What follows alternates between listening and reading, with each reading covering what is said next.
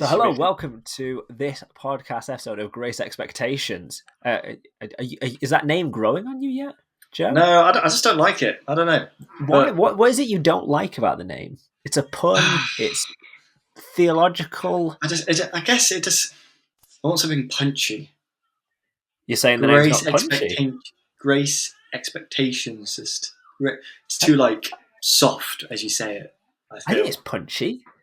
Have you ever read the book Great Expectations? No, to be fair. No. This is it then. This is probably where you're falling short. Yeah, I'm undereducated. Yeah, but that's it. My dad's an English teacher. I was raised on stuff like this. I don't even know what it's about. Great Expectations. That's all I know. The next time we do an episode, I'm going to expect you to be able to give me a brief summary of Great Expectations. Can you send me the book? Can I send you the book? In this day and age, I feel like you can get access to it probably for free. I mean, I gave you Kindle. I gave you a library last time I saw you, so I feel like one book. I'm pretty sure you could get it for free off the Kindle store because a lot of the classics are free on Amazon, aren't they? Like you can get the Bible and everything on Amazon Kindle app for free. You can get a lot, I think, all of Shakespeare for free on Kindle. I think you could get Great Expectations. I'll have a look. Maybe if I know more about it. Then you'll warm to the name. Maybe I'm just upset that my name wasn't chosen. Wait, do you want to say what your name was? And that way, if we're inundated by people turning around going, that's a better name, then we'll change it. Yeah, to the two people that watch it. Yeah, me and you. Yeah. We watch it back. All right, that's a great name. Yeah. I can't decide if it's men or man, but let's go with the men of God and us. But I just feel like also it's a bit wordy. It's a long name. It's a long name. For a long podcast, who knows? Wow, I mean, we don't know how long it's going to be. Maybe that actually, if we end up going for hours, that would be what the name becomes. Maybe that's it. Maybe this is the end of the podcast. Just end it here. It's very short. We'll change it from Grace Expectations to just Grace. Yeah, just great, and that's it. Well, anyway, so I didn't even introduce that. So I'm Blayze White, and this is Joe Sheldon. I'm a minister in the Methodist Church, although I'm not here in that capacity. I'd hate for people to think that everything I say is Methodist doctrine. That's it. So yeah, that's true. Yeah, that's why I was very tempted to wear the dog collar. But yeah, you said you were going to wear it. I thought about it. I thought it might lend legitimacy to our podcast, me wearing a dog collar for those who were watching it. To me, who watches it, going, do you know what? Yeah, I trust that guy. Yeah, there's an element of trust there. This guy clearly. If he was wearing a white t-shirt with a cap, do you know what? I would have thrown whatever he said away. But because he's wearing a dog collar, I thought about it. I thought if I wear the dog collar and so I'm part of the Methodist Church, they'll think, well, this is Methodist belief. That's true. Yeah. Which you are not everything we're going to sharing an opinion, which doesn't necessarily correlate with the organisation that you work for. Yeah, it may do. It might not do. I don't know. It depends what we talk about. That is true. And of course, you're in the army. Is everything you say going to reflect the army beliefs? Yes, 100%. I speak for the... No, that's not true. No, I just... I work for the military in some form of way. And what I say doesn't necessarily represent everything that the organisation I work for. Just His Majesty. Just His Majesty. Yeah, I speak on behalf of the king. Yeah, absolutely. You are. I am the mouth of King Charles. That's it. Well, the head of the church. What a segue into what we're going to talk about today. It's like I planned it. It's all just beautiful. I'm glad you got my notes. Well, yesterday, I think it came out in the Telegraph. I think they were the first to report on this. So in the Telegraph, it posted yesterday. So we're recording this today on the 17th of August. So yesterday, this came out with the headline in the Telegraph of Church of England dropping word church to be more modern.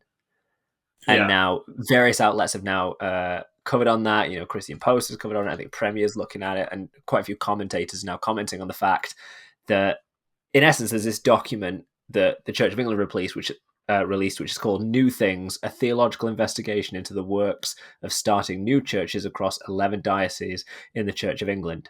And we thought our name was long. That's quite a study. It is a study. But yeah, in all of that, so I looked this up, and apparently not one diocese used the term church in any of their main descriptors of things they're doing. Mm. And they didn't even use the word church plant. You see, So this that's for document me is the kind of like, normally when people go, "Oh, I'm not gonna use, I'm gonna plant a church." That is like the more kind of go-to phrase in Christian jargon. If you're in the church, that you go to, we want to plant a church in this community, and then it's very clear and very apparent of what you're trying to do. So with the name change, I feel makes it a bit more vague of what their actual intent is. Do you think that's what they're trying to do, though? Because if this document's about new things, they may be wanting to push away from what people are expecting. Yeah, so I think so. I think they feel, and I don't know if they've done a study on this, because again, it came out yesterday, and it's all like very fresh. All this. I think maybe they feel that the word church has connotations to it, and they're trying. The Church of England is trying to have a more social, ecological, and cultural diverse church, and to get that, I believe, getting away from the word church makes it a bit more, in their mind, more inclusive and encompassing for people to come. Well, this is. I saw someone on X, formerly known as Twitter. This thing of Prince, formerly known as Prince of social media. But I saw someone share this story with very angry about the idea of they're basically changing the name of church to be more inclusive. But I looked through that document. I didn't read it all, but I looked through. I couldn't find any mentioning of them abandoning the term church on the guise of being more exactly. Yeah. So open. It's not necessarily, because I read, again, it is a long document. I couldn't see anywhere that they're, like you said, getting rid of the word church, in essence, that it's not, we're not going to walk into a building now and it's not going to be called a church building. It's going to be a community building. It's still a church. But I think they're just, for their evangelism and outreach, they are not brandishing that word and keeping quite. I mean, I wonder what. I mean, because I think I wonder what comes to mind now for people outside of the church when they think of that term church. So, like in the introduction, there is a little part on that report. If people read, I'll try and put a link to the report in the description below, wherever you're watching or listening to this. And in the introduction, it explains. It says that the title of this report omits the word church, and this is deliberate. It's hard to find a comprehensive term to describe what it is that these dioceses have been starting. And to me, that, I mean, so you and I met at Bible college. Like, to me, church is a body of believers. Yeah. So no matter what you're doing, if that's a new initiative, if that's a trial of a church plant or a new action, so if it's at the heart of the people of Christ doing it, the church body doing it, then it is a church activity. Yeah, and so I think part of it. So the church has been, because I mentioned to you that the church was given funding to plant back in 2014. They were given about £82.7 million to basically plant new churches and to have, I put my notes, and have religious communities. I think it's been quite obvious that churches haven't really been sprouting out up, more due to. When was this that came out? That funding? That funding came 2014, and then so it was it was pre-COVID, and then pre-COVID, yeah. And then the investment was set to continue in 2021. Came announced plans to establish more than 10,000 new worshipping communities over the next decade. So they got a chunk of money to plant new churches and have religious communities. Well, even in that sense, like the sentences you're reading out from what you've looked up, there's still even there clearly an aversion to using the term church. Yeah, religious communities, and it seems to be desperate to use any term other than church. Yeah, it's I think it makes it more broad. Like, for example, if the church got given money, or if you got given money to plant a church and also religious communities, it's very easy to do one of them, and then still be fulfilling your role in that agreement. Yeah, but doesn't And it then, evoke a different image? Like if someone said to me, "Oh, there's a church here in the city centre," I immediately think of a Christian connotation. If mm. someone says to me, "There's a religious community Well, this is in the city centre," that's a yeah. different thing. So I think the problem is, like, if you're a community, then you're no different to any other community. So why Mm, choose your community? So if they're going with, it's not always community they go with, but if you're going with, oh, come to our community, well, people are looking in churches for that religious aspect, that spiritual aspect. That's why they come into church. So why come to mm. your community when they can just get that anywhere else? The whole point of a religious establishment is to provide something different. Um, so Well, it's even what's being, I say, because you can go to a synagogue and that's a religious community. You can go to a mosque and that's a religious mm, community. You could go to, like a new religious movement, and that's technically that is a religious community. So to me, like the part of the difficulty of abandoning the terminology of like church is, I mean, I get the impression, as you say, it's they don't want to have negative connotations attached to them right from the get go of this initiative. But I wonder if all it creates then is ambiguity. And even, I mean, like if you take the idea that these new things that they're starting are really successful, and we hope they are, then is there not the issue of like, well, it would be great if people could see great things and go, oh, we can attribute that to the church, rather yeah, than yeah. attributing it different. I think you hit the nail. To make it vague, I think is the purpose. If you're saying church, people are expecting church. If you're saying a religious community, or this is a worshipping event, or do your best to um, jettison the word church out of there, or come to this worship, it is purposely vague so they can tick that box to go, this is what we're Mm, doing. Or if it is money related, going, oh, well, yeah, we can't prop up a load of churches in 10 years. Let's just get rid of the word church so that we're not bound by building a church, and we can just do little events elsewhere within our communities. And then that way we're still entitled to the money, and we can still mm. carry on. So I think it's purposely vague. But I also think, whilst like looking this up, I read a report of, let me just get it up here. I think the Lancashire Diocese. Got to get it right. You're speaking on behalf of the king, Joe. I am. This better uh, be absolute fact. so Blackburn Diocese in Lancashire, um, they've basically got major new funding awarded to their diocese for mission and evangelism. And the whole, in essence, my understanding of it is the purpose of that is to create a more social, economical, and cultural diverse church. So I think that is partly where the funding is going to, is to create these little, I guess, communities of social, economical, and cultural church. That's their phrasing in it. That's not me just putting words. But you think affixing the term church to it maybe compromises what that funding was for? Yeah. Like it doesn't. Yeah, I think they're trying to, in my mind, get away from the word church on multiple levels. One, so they're not bound by building churches. It can just be a community event, which is suddenly more, in their mind, inclusive. People aren't worried about the word church, and they Mm-hmm. can start reaching out because the Church of England, well, there's a lot of like interfaith movements. So I think they're trying to branch into those areas too. So I think it's trying to become as diverse and inclusive as possible.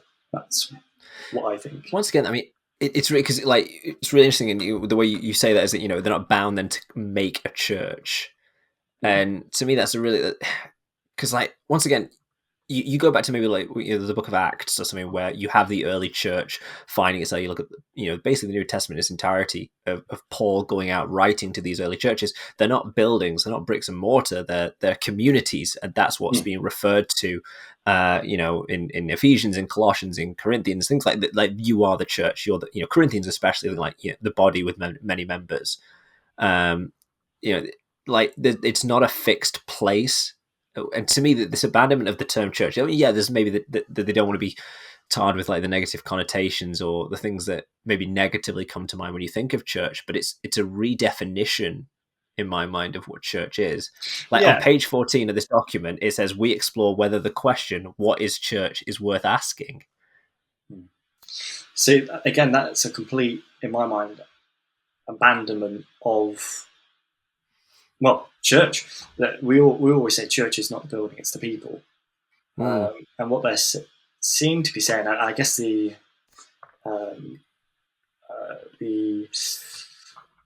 potential side effect is what you're saying is, you can come to this event.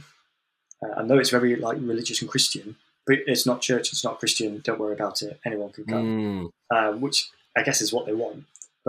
But then what does that say about church? If I mean, because that's the thing. If you say, well, look, you don't need to, it's not a church, it's a welcoming place. By, simply you're inferring then that churches are not welcoming places. Well, I guess it's inferring that it's just another social hub. That's what it is.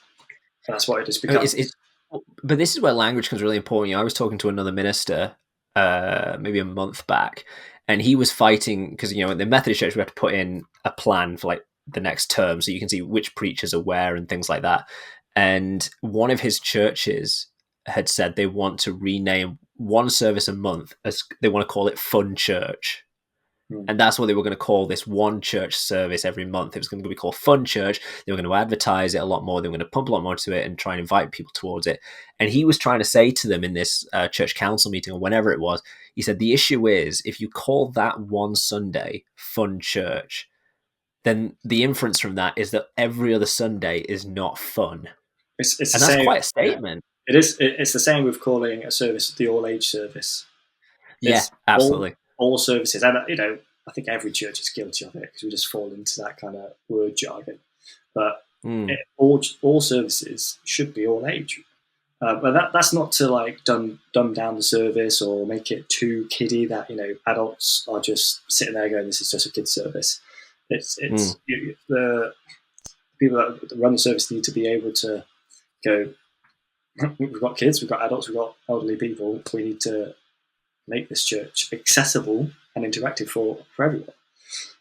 That's where I thought Messy Church was a really good name, because the inference there I don't think loses anything. It definitely shouts it's a different kind of way of doing church. It is a bit messier, it's a bit less structured and organized, and you can call that banner of messy can cover a huge amount of things. And then the idea being all our other Sundays maybe aren't as messy as that, and that's not a bad thing at all. Yeah, again, it's just being like particular and careful with the words you choose to name things, which I guess to come back, it is basically what the Church of England has considered by being ultra careful, which again it's not like anybody was crying out for this. It just came out of the blue. No, it's not like people are like, I can't come to church because it's called church. I can't, Yeah, I've never heard anyone say that. Finally, I can go to a religious community now that they've gotten rid of that term church. I'm there. Yeah, I can attend that event because they're not calling it a church. The event, a church, or I can't attend this church plant because it's called a church plant, but I can attend this community plant, and it's a bit like, okay. It seems a bit bizarre, and again, like looking at like some of the media outlets that the people are saying that they're quite miffed, and they're not religious in any form. They're quite they're miffed by it, going, "Hang on, you're meant to be Christians. You're the Church of England. You are a church. Why the hell are you getting rid of the word church?" And they're not fully understanding where the church is coming from. No, absolutely. I think you're absolutely right there. On social media, I've seen a few people like defending it and things like that, but by and large, I think the reaction has been negative. Yeah. Yeah, 'Cause I think people do see it as an abandonment of church identity, maybe, yeah, and the broader question of what that is exactly. But it's, I mean, the thing is, like, the Telegraph is a well read newspaper, mm, and you are going to have loads of people reading that paper who maybe are religious, maybe Christian, maybe not Christian, maybe outright atheist, or maybe just as most people I think in the country, like, just nominal Christians. They don't know that much about it. What a mm. weird headline to come across: Church of England dropping word church to become more modern. What do Yeah, you think of like the church, or maybe not the church now? What do you think of that when you see a headline like this in the paper? yeah. It makes you think. This is not the first thing they've put in the headlines. I know we talked about it a while ago when they mentioned about changing their length of sermon. Um, Yeah, the to Pope said that, didn't he? yeah, Yeah, he and put out that, what was it, like, homilies shouldn't be longer than 7 or 8 minutes. He was saying, yeah, and it's stuff like that that make people think. Well, is the church redundant? What's the point of this? Is it just mm, to? No, it doesn't seem to gain for like the people I work around. It just annoys them. Stuff like that but just people in the annoys them. army, Just the people I work around, it just annoys them. what, Uh, what do you think it is about it that annoys them? I think it's the again like what we talked about. People look at the Church of England or Catholicism or whatever, and go, Mm. "You are meant to be overtly Christian and overtly proud of your belief and your cultural heritage, but yet you're throwing it away. Why are you throwing it away?" I think that's what kind of gets people a bit flustered at times. Do you think that view would be held by your non-Christian friends as well, colleagues and all that? Yeah. I think it would. Like, but you're a church. That's what the thing. But you're a church. Yeah, yeah, yeah. Like, I mean, that's the thing though. It doesn't say, oh, they're abandoning the word church for this word, which, maybe we could, if they offered a different term, we could maybe sit here and go, okay, well, maybe there's reason for this, or there's this says something, ecclesiologically. I don't know. We could maybe pull it apart, but the fact that the headline is simply dropping the word church, I think the big thing then becomes, well, what on earth are you going to say instead of church? Especially for the non-Christian, it's like, well, what else would you call it? yeah, I think they're just calling it. What is it? Could be the communities worship. Well, to be fair, the government at the moment is saying community a lot, and Mm. the Church of England is also now saying community a lot in their kind of public addresses and public statements. So I think probably community is going to be the word, or worship, or just other Once stuff. again, though, I mean, this is where, like, I'm not against the idea of assessing our language to think, okay, maybe where's. So I've done groups before in the church where all of a sudden saying, okay, we're going to do this group that would usually meet in the church. We're going to do it at Weatherspoons, and we've had Mm, more people come along to that who have openly. So I had one guy at a group I ran say that he wouldn't ever walk through a church. It just didn't fit well with him. But he would happily mm, come to a Weatherspoons and engage in what we were doing. So I'm all for, like, looking at different terminology, mm. but And it's like what you're saying. So we would never have hidden from the idea that we're still a church group doing church things. yeah, I think that's probably why they've done it. It is for people like that, like you mentioned, that said, I wouldn't come into a church, but I would go to a Weatherspoons. And it's to Mm. get those people to come in and to come to those events that are not called church, but are churchy, and get them to come. But for me, I feel the issue is in a community, like when you are a community, you are a church. You can't Yeah, hide yeah. the very fact that the people are a church, um, and it's almost kind of was it hoodwinking them, if that's the right term, going, oh, this is not church, and then wow, Yeah. actually this is churchy. It's kind of almost kind of tricking them When into do you drop that bomb on them as well? Like, yeah, when do you drop on them of, like, oh, we are church? we may not have used that kind of terminology, but that's exactly what we are. When do you spring that? It's like, I said, we referenced, the Pope giving that statement that, homily shouldn't go beyond 7 or 8 minutes because people won't keep their attention. Exactly. When do you get to this point of going, well, actually, if you're interested in the subject matter, or if your heart is stirred by what's being preached and if it's being said with passion and things like the other, when do we get into this point of going, oh, we could talk about this subject for longer than 7 minutes? When do you get to this point of going, actually, what we're doing here, great, it's wonderful if it is bringing other people in and it's, maybe catching that crowd that maybe wouldn't want to go into a church building. But when do you get to that point of going, okay, but we are church, and if we need a building, we do have one. It's called a church. Yeah. Why spend money renting a place out, or having to make people spend money by going to Wetherspoons or Costa, when you've got a free environment with free, in essence, free teas for them? Surely that point's inevitably going to come. Even the Wetherspoons group I had, when we booked a speaker to come do a Q&A thing with us to ask loads of random questions to, and of faith, morals, ethics, and stuff like that, and we knew we couldn't do that in the Wetherspoons, so it was like, well, we'll use the church. It's a property that we have. And ironically, the gentleman who said he would never go through a church, he attended that event. Because but it wasn't like we were springing him on him like, oh, this is a church group. He wasn't hearing about it and going, I had no idea. He knew, and all of a sudden it was a natural progression for him to then go, okay, well, I'll come to the next meeting of this group at the church.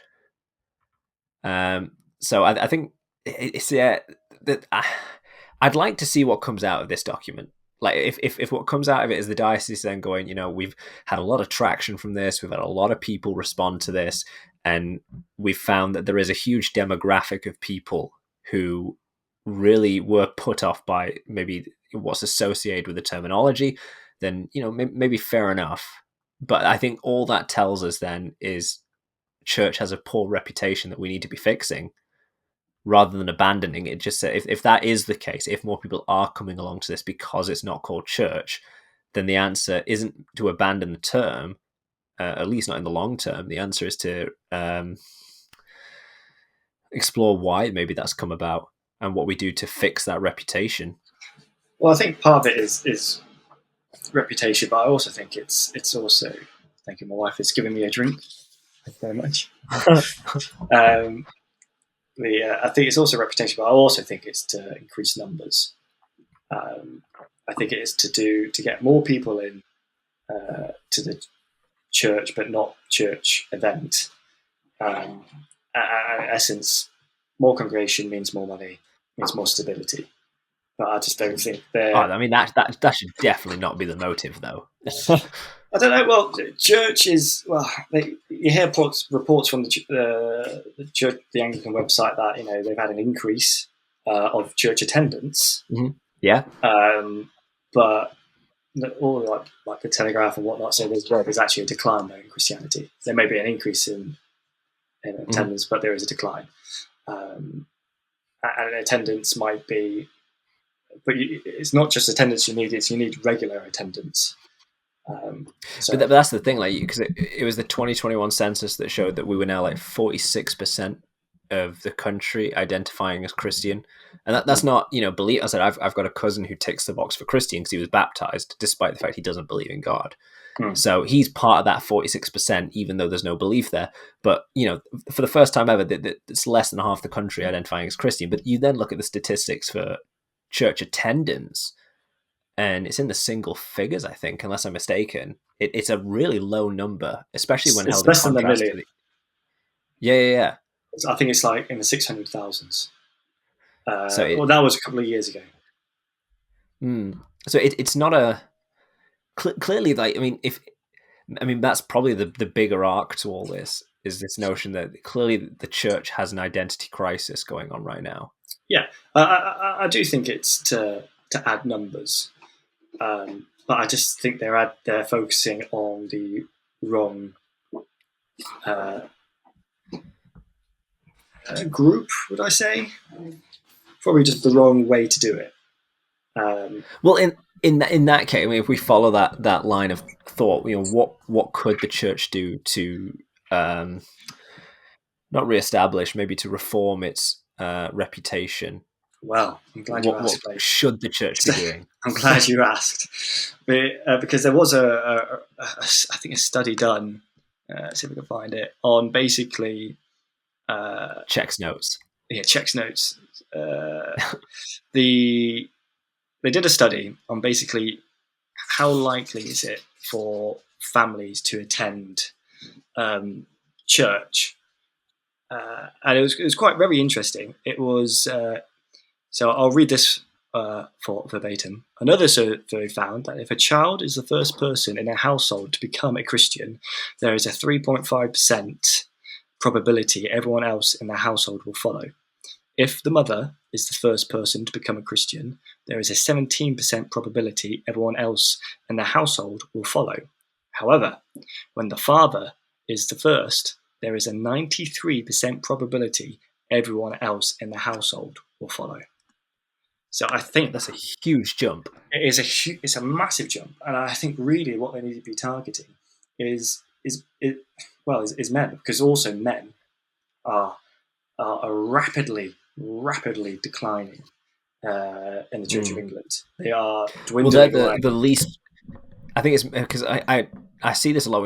Whenever I go to a district, a synod, or various things or even like basic church meetings, the thing they're all clamoring for is more young people, and yet. From what I'm aware of, that the studies show pretty categorically that the biggest demographic missing from church is middle-aged men. Yeah, and as a middle-aged man, Yeah, it's a lonely time for us, Joe. It's a lonely time. sometimes there's a big emphasis on youth and children's, and sometimes there isn't.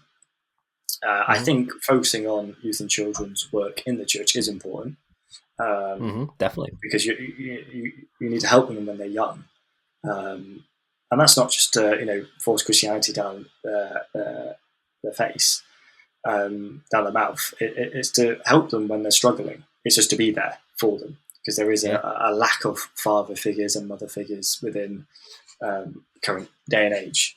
And as an ex-youth ministry leader for the Church of England, it's quite important for me that youth and kids are cared for in the church. But there is a distinct lack of men. And I think decent role models in society for men as well. I think, but I mean, it's interesting when you get to that. I mean, because both you and I have been youth workers in the past, and I think you're absolutely. The thing is, like, I've worked in that kind of position where I've seen mothers bring their kids, or I've seen it where the dad will maybe help drop them off or something like that, or maybe turn up to the barbecue social or whatever it is, but actually getting the dad involved is like a real challenge. There's some kind of, I mean, we recently had a guy really start opening up about faith through the Alpha course, and I said to him, "It's like, do you go to church?" He said, "My wife does." I said, "Well, it was one of our Methodist churches in the circuit." I said, "Oh, that's brilliant." I said, "Do you go with her?" He said, "I do." He said, "But paraphrasing what he said, he said, really, it's her and a load of other women." And he said, "It really doesn't feel like a church for me." Yeah. And that's an incredible thing, and that's something to say of something. And the irony is, we invited him to, because there is ministries out there, like you've got the Gathering, which is the Christian Men's Festival, which happens every year, and you've got like Carl Beach, I think his name is, who runs that. That's Christian Vision for Men he runs, and we invited him to that, and he brought his son along.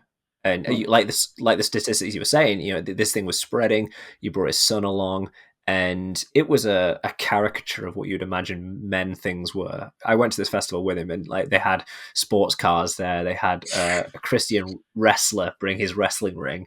They had sports events. They had whatever was stereotypically male, almost in a comical fashion, was there. Well, But he loved it. Yeah, and I think not all guys. Everyone's got their own likes, but I think really that's what you need: events for guys to come to, because it's the working class man, which is significantly declining, and the Church of England know that they don't have them coming to church, and so and they need it from this report. They need them to come, but doing events where it's not aligned to them, or making it too, I guess, put the word soft, religion too soft for them. It doesn't entice them, especially if they come to a church and it's all, either elderly women or just women. They're like going to feel a bit left out. But that's an interesting dynamic as well. I mean, I was doing a church council for one of my churches the other day, and I'll celebrate them in the far as they do have quite a nice, it's not 50-50, but they do have a nice representation of men at that congregation. It's wonderful. And they were talking about doing a men's breakfast to invite some of the other males they all knew. And I thought, this is brilliant. And what was raised at this church council, one lady said, well, why isn't there a women's breakfast? This isn't very fair.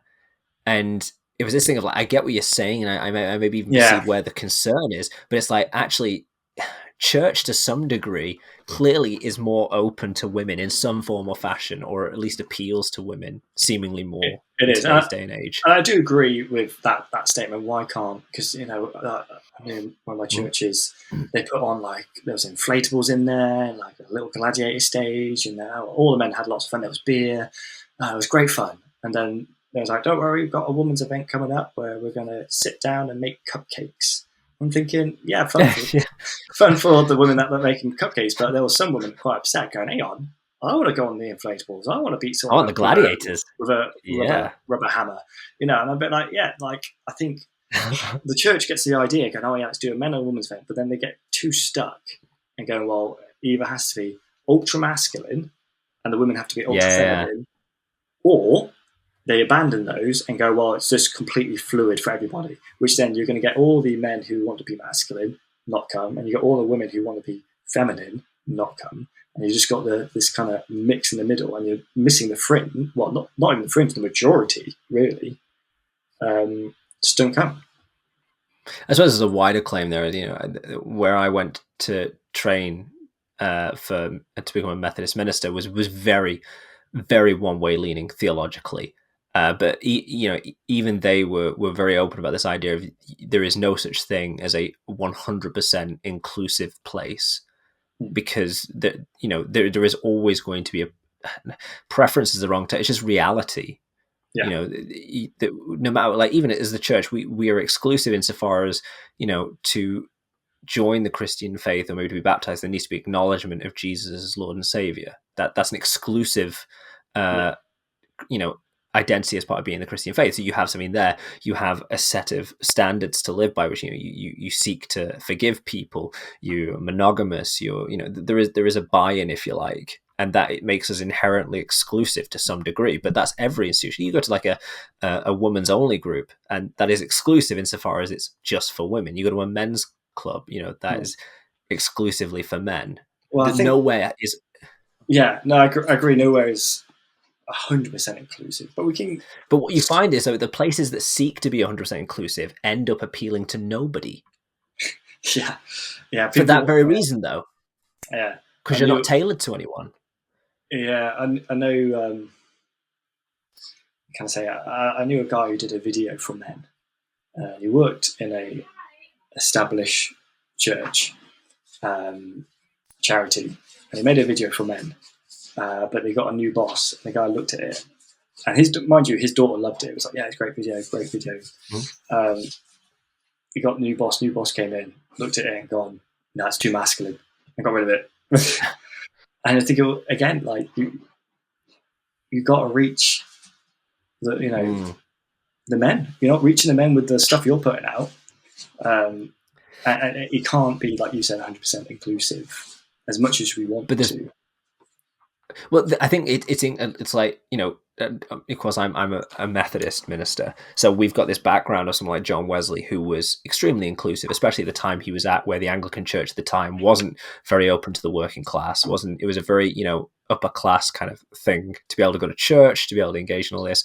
And it was almost this idea of, the holy people went to church. You've then got someone like John Wesley, who's going into prisons, who's going to the working class, who's preaching out in the middle of nowhere and going to these alcoholics and people who are really struggling. So but John Wesley was inclusive insofar as it was anyone is welcome to come and hear this message. Anyone is welcome, will be treated with the kind of love that you would show to anyone who you feel bears the image of God. But we're exclusive insofar as you want to join this Methodist movement that we're starting. Like, once again, there's a buy-in, acknowledgement of Jesus, Lord and Savior. I mean, he took it really far. You had to fast on a Wednesday and a Friday. You had to give up alcohol.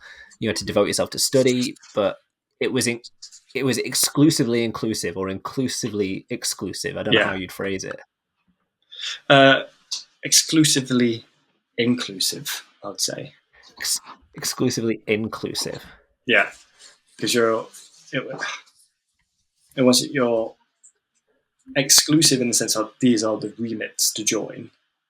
But once you join, you're very inclusive of whoever accepts those terms are in.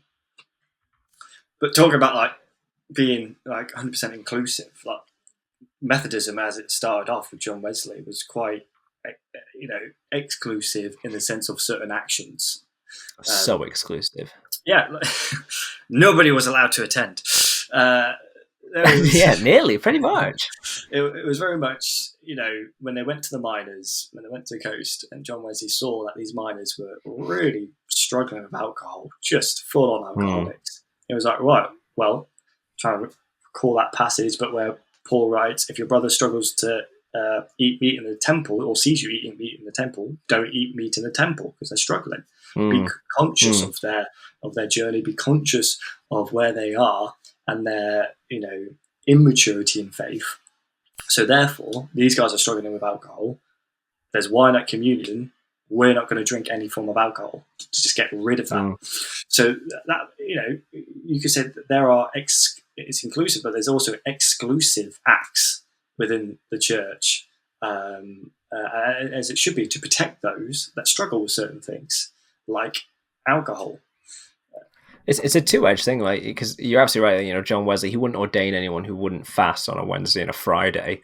If you were to join the Methodist movement, your Bible studies had to be methodical insofar as, you don't just read a text. You then go, okay, how do I apply this in my life? Which is why they ended up building schools and things like that. It was a consequence of the reading.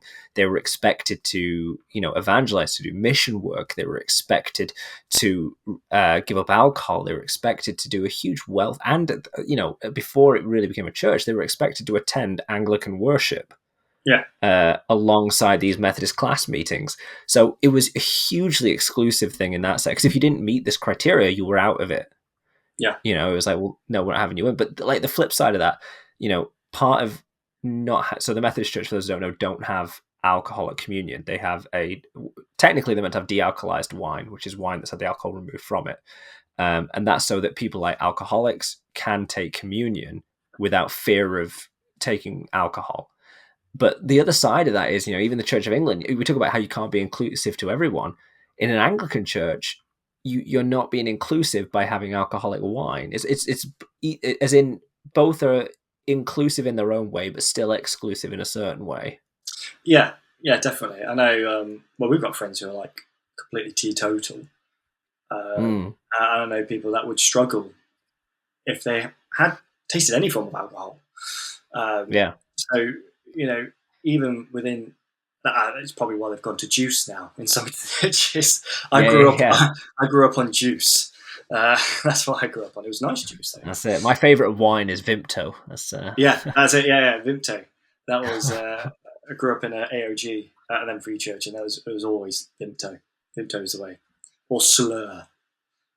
Christian wine. I'm pretty sure that's what Jesus turned water into. Lesser known fact. I mean, I've been drinking water all night, so it's... That's it. You have a gift.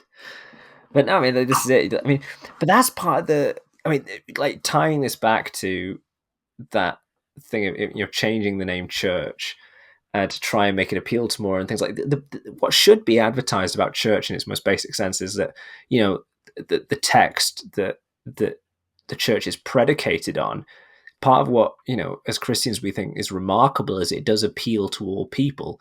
The male individuals represented in the Bible are not hyper masculine males all the time. You've got the story of Jacob and Esau, where Esau is presented as this, Yeah, major masculine, hairy individual, and Jacob more of a indoorsy kind of person. You have that representation. You've got people like Deborah in the Bible, who is, you know, very much for its time counterculturally quite a leader. yeah, definitely. Someone who but it not what you would consider extremely effeminate, especially for the time. There is this huge diverse range of representation within the Bible that speaks to us, and that should be what the church is. But also in the sense of this is a message for everyone, and everybody is welcome under that understanding that we are all made in the image of God and deserve respect through that. But with this idea but there is an exclusivity to our practice. Yeah, well, that's the thing. Don't be ashamed of your belief. Don't be ashamed of Jesus, and don't be ashamed of the words that he said. And if you're what it comes off as, and again, I appreciate it's probably to get the people like you said, who I won't come to church, but I'll come to a Weatherspoons, to get those people, to get people like that. I appreciate that's probably the angle they're going for, but it comes across as to people like, especially on the media outlets and all that, as being ashamed of church, being ashamed of Christianity, because you don't really see it. What Islam is one of the fastest growing religions in the world, and yet you don't see them pulling their punches. In this country, definitely. Especially in this country, don't see them pulling their punches. So I would love to be in that meeting where they go, well, Islam's obviously growing faster than us, so what should we do? Should we copy them, instead of being that brash and bold, or should we be complete opposite and be kind of, let's not use certain words because we don't want to offend? I would love to be in that sense, though. In the same sense, though, like Islam is very exclusive insofar as. So I was listening to a debate today, actually, between a Muslim and a Christian. A wonderful debate, very amicably done, and he was talking about the line of succession, almost in tracing the oral tradition of the teachings of Muhammad all the way to present day Islam, and talking about the idea of if you were to study the word of the Quran, as it were. You would have to dedicate yourself to teaching. And when that teacher felt you knew the hadiths and you knew the Quran well enough, they would then give you this stamp of approval that, okay, you now know this well enough to pass it on. And they wouldn't just give you that stamp of approval, they would give you the line of succession that teaching has gone down.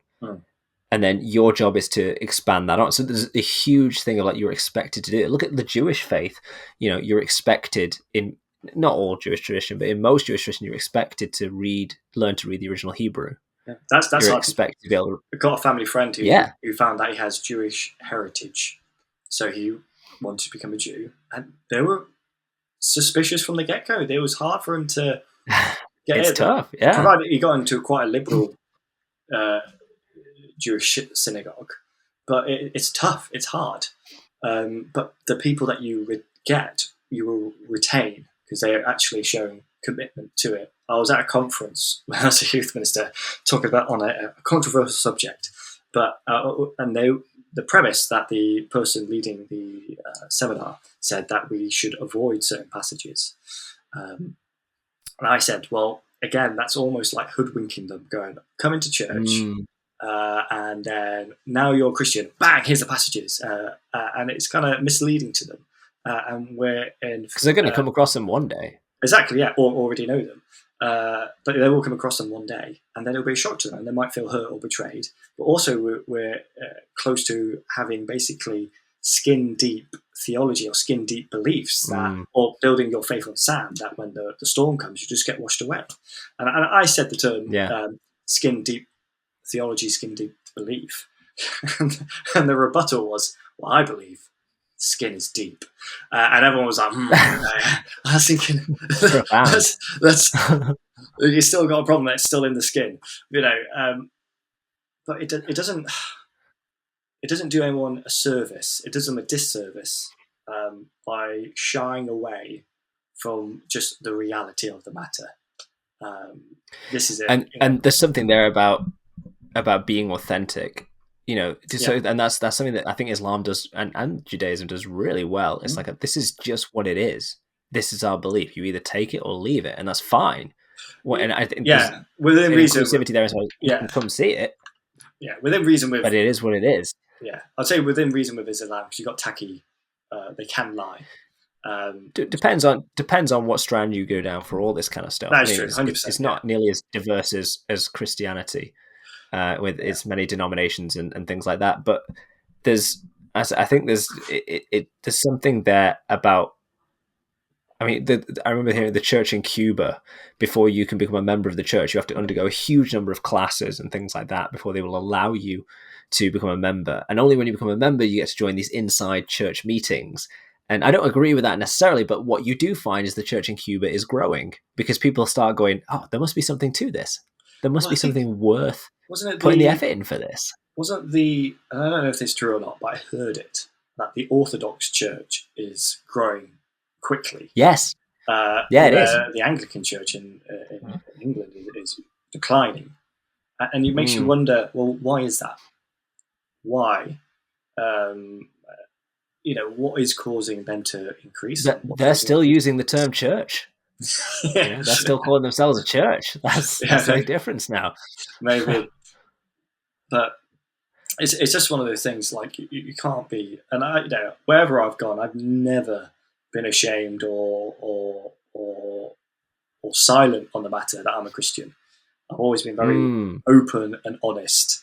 And I said, I'm a Christian, and I won't do that, or I will do this. And when they ask me questions, I don't shy away. I go, this is what I believe. But you can believe something different. I'm not going to love you or treat you any differently, because I'm not going to force you to subscribe to something that I believe in.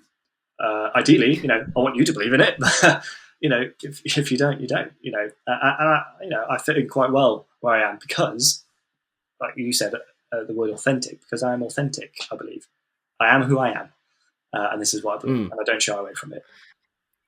And that's like, I mean, I wonder, maybe one day we'll do an episode on evangelism, or what it means to live out faith or something like that, because I always find it really interesting that in these church meetings, like the document we've been referring to today that the Anglican Church has released about how you get more people, how you entice more people into the gospel message, it's so different to what you see Jesus doing. I'm really fascinated by the fact that when people went to Jesus and said, oh, we want to follow you, instead of him going, oh, amazing, what we see Jesus saying is, are you sure? Foxes have dens. I don't know where I'm sleeping tonight. Are you sure you want this life? Oh, it makes it quite difficult for them. Okay, well, sell everything. Oh. Yeah, exactly. Well, you said you wanted to follow me, sell everything. Or, well, can I just say goodbye to my parents? No, there's no time to say goodbye. Yeah. You follow me right now. And people might hear that if it was a preacher said that today. Oh, that's very unloving. That's very unkind. Yeah. Why can't he say goodbye to his parents? The call to follow, like you said, is don't know we're going to be sleeping. It's a hard call. It's a hard I heard a sermon on this, which I thought was amazing. Just to interject a bit of Bible in there, as every preacher should. And it's this thing of, before Jesus goes to Lazarus, like Jesus purposely waits for Lazarus, his friend, to die before he goes to see him. He's told that he's ill and everything. So I'll do that with you, to be fair. I'll do the same. To test your faith, you'd wait till I die. No, I'm not to test it. I'll just wait. I just wait. Is that what the king believes? Wow, I had no idea. Yeah. In fact, I got a letter from him. He was like, when Blayze is on his deathbed, just wait. Just give it time. Give it time. I'm going to change you from my emergency contact. That's you're not filling me with hope. But like the beauty of it is, Jesus says to his disciples, right now it's time to go see Lazarus, and they're going, we can't go back to Judah. We can't go back. They'll kill us. We can't go back. And Jesus says, no, we need to go see Lazarus. And Thomas, this is in the Gospel of John. Thomas says, let's just go and die with him. Like Thomas has no belief that they're going to survive this journey, but he has the faith goal. Let's just follow Jesus. And right before this, Jesus just said, I am the light.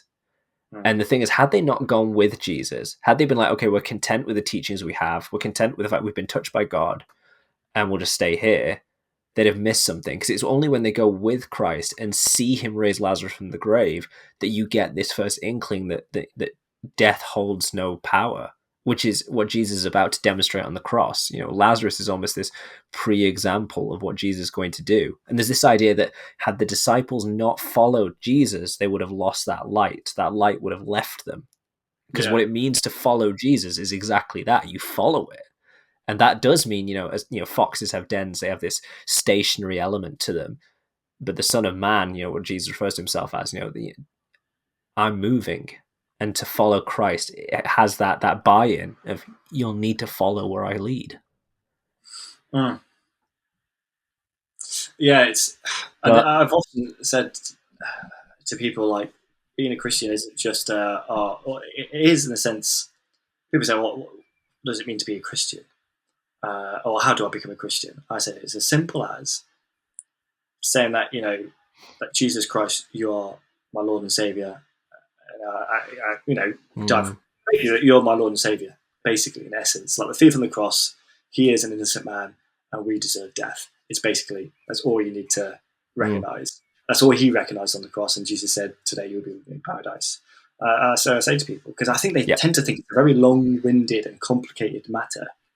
And I was like, no, you just believe that Jesus Christ is God, and he died for your sins. That literally, you believe that in your heart, and that's that. And I think people. Then you're in the church. Yeah, then you're then you're in the community. But it's that simple, but it's that simple. I feel like being a Christian is simple but complicated. It's simple but complicated. Yeah, it's simple to believe, complicated to follow. Because and also like I don't like it when people could do like an altar. Like altar calls are good. I'm not saying they're bad, but where they can't, I feel like they are not fully honest with what it means to be a Christian. What it means to be a Christian is basically dying to yourself and giving up those things, everything. That's give up everything and follow Jesus, like we just talked about when the guy said sell everything. That is difficult to be a Christian. It's difficult because of the things that you have to give up and withhold from, and also you're potentially putting yourself in dangerous situations when the disciples had to go and follow Jesus to go to Lazarus. It was there's potential death, especially in out of Europe. It is dangerous to be a Christian outside of Europe. Absolutely. In the sense of death, so being a Christian isn't just this lovey-dovey, I'm part of a community kind of thing. It's actually it's discipline. It is discipline. It is a routine that you follow, which I think Christianity fits in very well with a military lifestyle, which I have found. The military goes routine and discipline that you just have to do. It's motivation won't get you to do stuff. It is your discipline that will get you to do stuff, and it's same with Christianity. It's something there's a young guy who's come to me in the last 6 months, no, maybe longer than that now, but he was saying he was looking at baptism, but he said, before I get baptized, I want to get all the questions I have off my chest. And we've met a few times now, and he's been asking me every question imaginable, and he started reading the Bible. He's been asking me loads about that, and he keeps apologizing. I said, no, that you're taking it seriously. And that's a wonderful thing. You find that? Yes, I'm glad you said that in sense of apologise. I don't know why, but I have the same thing. People ask me questions about I'm sorry about. Yeah. Why? This is my bread and butter. I was hoping you would. Yeah, I was hoping you would. Like, I love it when people ask me questions because I'm talking about something that I studied in and that I am passionate about. Of course, like no, thank you. I say this to my churches that they're going, "Oh, you're so smart, knowing all this." I'm like, literally, I know nothing. I can say a mean prayer, and that's it. Yeah, that's the height of my skill. Yeah, I get the same. I'm like you that way. Like people are, you're knowledgeable. I'm like, no, definitely not knowledgeable. Ask me about the Bible. Ask me about theology. I can hold a conversation. Yeah, I'll hold a conversation. Yeah, we can. We're on similar levels, so we're holding each other's conversation. If someone else say, I'll be quiet. I'll be like, I agree. You have no idea how relieved I am you asked the question. Don't apologize. Yeah, it's just bizarre. But I feel like if I was in an environment, same when I was in school, I was never. You hear stories about people being bullied for being Christians in schools and stuff like that, which is heartbreaking and stuff like that. I never got that. I was very same with my work environment. I was always very open, and I was known as, well, that's the Christian guy, which then kind of held me to account. I was like, oh great, I can't do certain things. No, definitely. People are thinking that I wouldn't do this. But I feel I have more conversations by just being authentic and unashamed of my Christianity, my belief, and the words that encompass that. And I feel that creates more conversations than going, oh, actually, I'm sorry that I used this word. I'm going to use a different word and stuff like that. Maybe that's how we tie this all together, is being held to account because we're known as Christian. Maybe this document, they need to be held to account by being church. Maybe that's something they're sacrificing. I mean, you're of course looking at ordination in the Anglican Church. If it's still called church by the time you get there, you can ordination change community. it. Indeed. Yeah, so, no, yeah, I am. Yeah, we'll see. We'll see how that goes. It's very early on process, but it may be over before it begins, because as soon as we're done recording this, I'm gonna email the Archbishop to say, look, one of your potential ordinands told me that the king told him to let me die. I think you'll find he works under the king, and he would have also had he would that agree. Yeah, he'll go, is this Blayze? Yeah, no, let him go. Yeah, let him go. Same with the NHS. They'll look at your records and be like, yeah. Wow, I feel blessed to be known by so many people. Wow.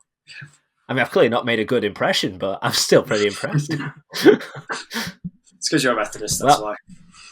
Oh, wow. Wow. See, you drop this in because we're rounding off. Wow. That's all right. That's okay. The Methodists will die for their faith, and the Anglicans can keep hiding from it. That's okay. Well, that's okay. You're ordained, I'm not, so who's winning? So... yeah, it's not winning. There's no winning. We're both Christians. We're both winning. I can't believe we're going to end it on that competitive element. But that's what the church is. Faulty, flawed, but we have grace expectations. What a way to finish it, Joe. And make sure to tune in next time when Joe will give us an accurate summary of great expectations. Very brief and simple. Right, you'll read the blurb on the back of the book. Yeah. Right, well, thank you for tuning in and listening. By all means, if you like what you've heard, share it around, give it a like, put a comment underneath, or whatever you do on the platform you're on. It does help get more people to see what we're doing. And by all means, keep an eye on what we're doing next, as we've got plenty of plans in the future for people to talk to, not just the two of us, but to have guests on as well, talking to us about their fields of expertise and various other things. So do keep an eye on what we're doing, and we'll see you on the next one. But also, if you do comment, tell us what you think. If you agree or disagree, and then just let us know your thoughts on the matter. Tell us if we're wrong. Tell us why we're wrong. If you think we're right, then just feed out. We will need to do an episode where we go through how many people have disagreed with us or agreed with us. Well, so my parents agree. Yeah, I'm going off this right now to comment about how much I agree. So we will see you on the next one. Ciao. Bye-bye.